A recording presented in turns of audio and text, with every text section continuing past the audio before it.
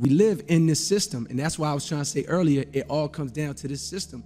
Anybody will do, for the most part, anything for the money. And I don't just mean people that's pimping themselves out on TV or even really just, selling their bodies. I'm talking about people that go to a job every day that they hate. You sold out too. We all sellouts. You selling out. You're going to something that you don't like. Why? So you can live and survive. To me, life don't feel like it's supposed to be like that no more. You know what I mean? It don't feel right. It don't feel like somebody's time gotta be worth more than $8 an hour. Word. You spend your whole day going to work, 8 hours out of your day. Day is only 24 hours. You're gonna sleep 8 of those. So right away, that's 16 hours.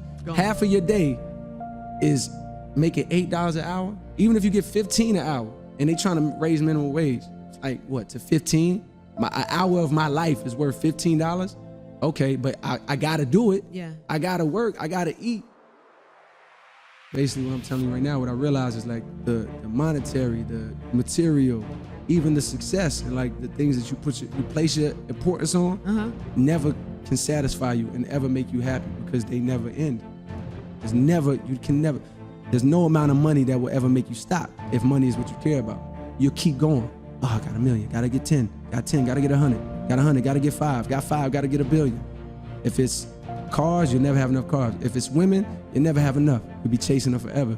If it's success, you can never get enough of that. I realize that. It's like, it doesn't stop. It keeps calling you. It's like a drug. It's a hamster wheel. And it's like, you're never satisfied. But if you place your importance on this, which is like appreciation, love, it's like that is enough. There's enough of that in everybody's life right now if they just took the time to look. In my life, I just took the time to look around, people that's around me, the things that are around me, like the blessings I have. And that goes for everybody. The homeless man on the street can still wake up and go, man, I'm alive. I got my limbs, I got my fingers. Like, my man just gave me $1. He ain't have to do that. Like, you know what I mean? It's like he has things that he can appreciate, and we can, if we look for those things for happiness, then it's attainable. If we look to the other things for happiness, it's never attainable. And what's important is to know that your life has meaning. What's important is to know that you're on a mission. What's important is to live life with a sense of urgency. What's important, that we have a limited time of being here. What's important, that we must keep it moving. Commit thy works unto the Lord, and thy thought shall be established. In all thy ways acknowledge him, and he shall direct thy path. Do what you can do, and God will do what you can't do. Devote yourself to something bigger. Be decisive about what you're going to do. Say, I'm going to do it, and that's it. And then be disciplined about getting it done every single day, whether you feel like it or not. Trying to encourage you tonight that every gap in my life is giving me hope, that I am still becoming, that I am not done growing yet, that the story is not over. Anybody thankful that you haven't stopped growing? But this year, it doesn't have to look like last year. You can become more. What's about to change inside of you that's going to make people say, man, something's changed? Going to make people point at you and say, look there, that's a different creature. There's something magical going on here because what you've achieved is a miracle. What's about to change inside of you that's going to make you ask yourself, did I do that? Did I really graduate? Did I really buy this house? Did I really beat depression? Did I do that? Can actually change the direction of your life. Life is not designed where you just wake up and see how it go and you react. You actually have a say-so. You have a determining voice into where your life can go. See, life is 10% what happens to you. It's 90% what you do about it. Maybe you're in a situation right now, you're like, I hate where I am. The problem in my life is where I am. I hate my relationships. I hate the way I feel. I hate where I am. And what begins to happen to us is we start to think the problem is where we are. But your problem is not where you are. Your problem is where are you headed? Be ready for tomorrow by doing all that you can today. Set a goal that will make you stretch for what it will make of you to achieve it. What an all-encompassing challenge to have a better vision of the future, to see what it will make of you to achieve it. The truth is, we grow in the difficult times. That's when our character is developed.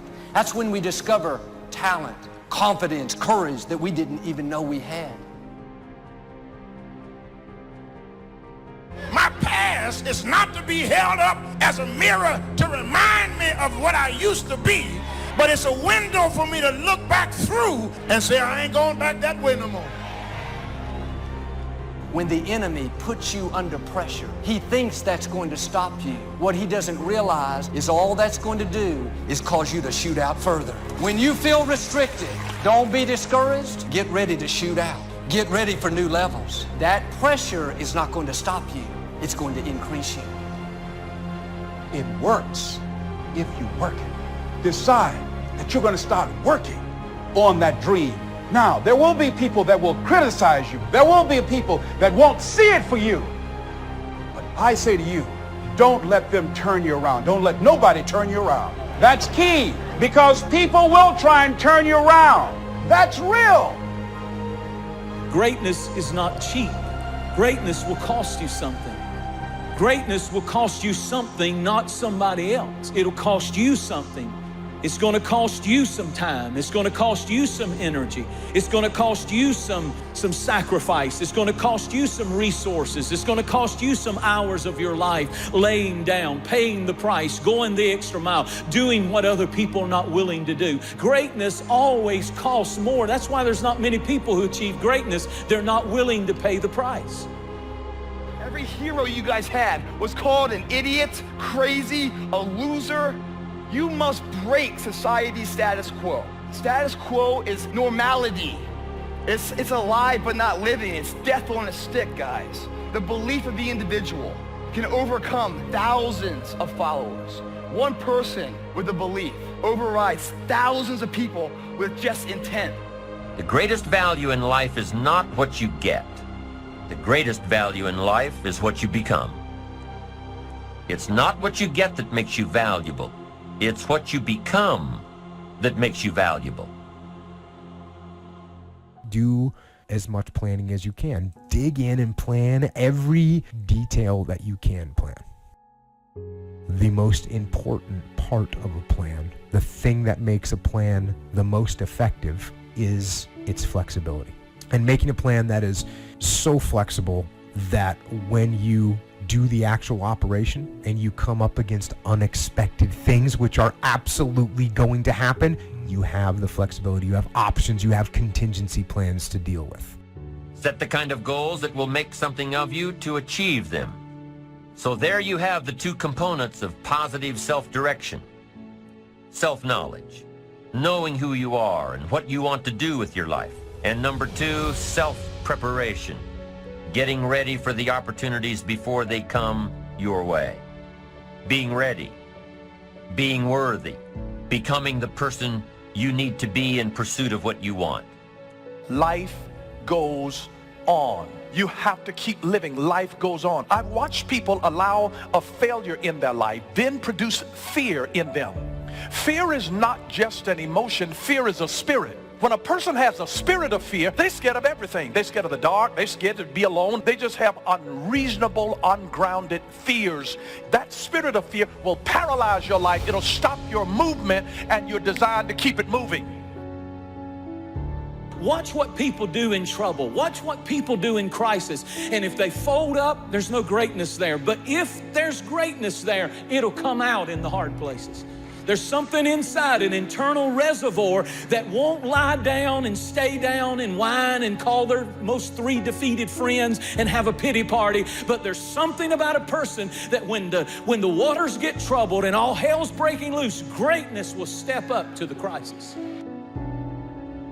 It's you first. It starts with you, and it starts with your psychology. 80% of growing a business, if you look at what the chokehold is on a business, it's always the leader. And 80% of that chokehold is the psychology, and 20% is the mechanics. I mean, people in this room know the mechanics and strategies beyond what anybody on earth knows in their category. So it's really about you being in the state where you execute. Execution trumps knowledge every day of the week. And so my life is, how do you get yourself to execute? And execution comes from learning to put yourself in that right state every day.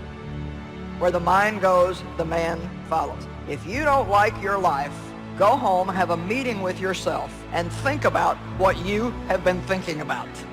Instead of blaming it on everything else, have a meeting with yourself and just ask yourself if it's time for you to get rid of your stinking thinking. What are your assets? Stop focusing on what you don't have. What do you have?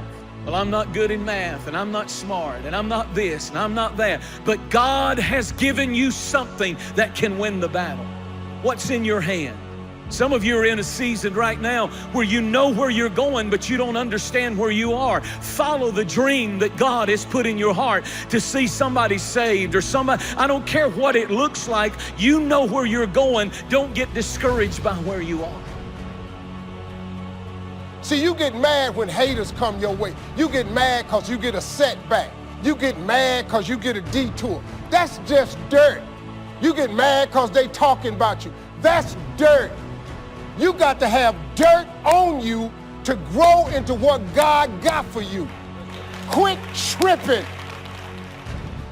See, you get tripped out because you got dirt on you. But you need dirt on you to develop, because dirt ain't just dirt. Dirt is fertilizer. Dirt gives you the strength for your seed to push through. See, you gotta have dirt on you to push through something. Don't allow depression to exercise authority and dominion over you. Don't allow sadness and loneliness and feeling sorry for yourself to exercise authority and dominion over you. Go from worry, being a warrior, to a warrior. Now it's time to fight up in here, up in here. So plan as much as you can, but the problem is, with all that emphasis on planning, sometimes people become obsessed with planning and they don't want to execute. Mm-hmm. And if they do execute, they execute late. They miss their opportunity. That's why Patton said a good plan, violently executed now, is better than a perfect plan executed next week. Come up with a good plan. Don't come up with a perfect plan that takes you 2 weeks to come up with. That's not going to help you. Most people, in order to feel significant, make things really complex so they feel like they're really unique and special. But complexity is the enemy of execution. The more complex you make it, the more likely you are not going to follow through. Whatever you're discouraged at right now doesn't necessarily mean you need to stop doing it, doesn't mean you're doing the wrong thing. It may mean you're doing it in the wrong way. See, the natural temptation is to give up on the dream. No. So let's just get personal. You got a problem right now? Well, don't give up. Are you out of shape? You're going to need to reorganize your lifestyle. Reorganize whatever's not working. Where you have so much joy, you bring joy everywhere you go. You have so many resources that you can help those around you. You may not have seen this yet, but God is about to do a new thing. You need to get ready. Overflow is coming. You're going to overflow with creativity, with ideas, with talent. Overflow with influence, promotion, resources, where you can come out of debt, where you can lend and not have to borrow. And things may not be flowing in your life right now, but God knows where all the treasures are. He knows how to put you at the right place at the right time. He knows not only what you need, but He knows when you're going to need it. Don't discount small opportunities, small gifts, small income. May seem small to you, but God knows how to multiply. All you can do is all you can do, and all you can do is enough. But make sure you do all you can do. We always go all in on something that we love. What's in your heart?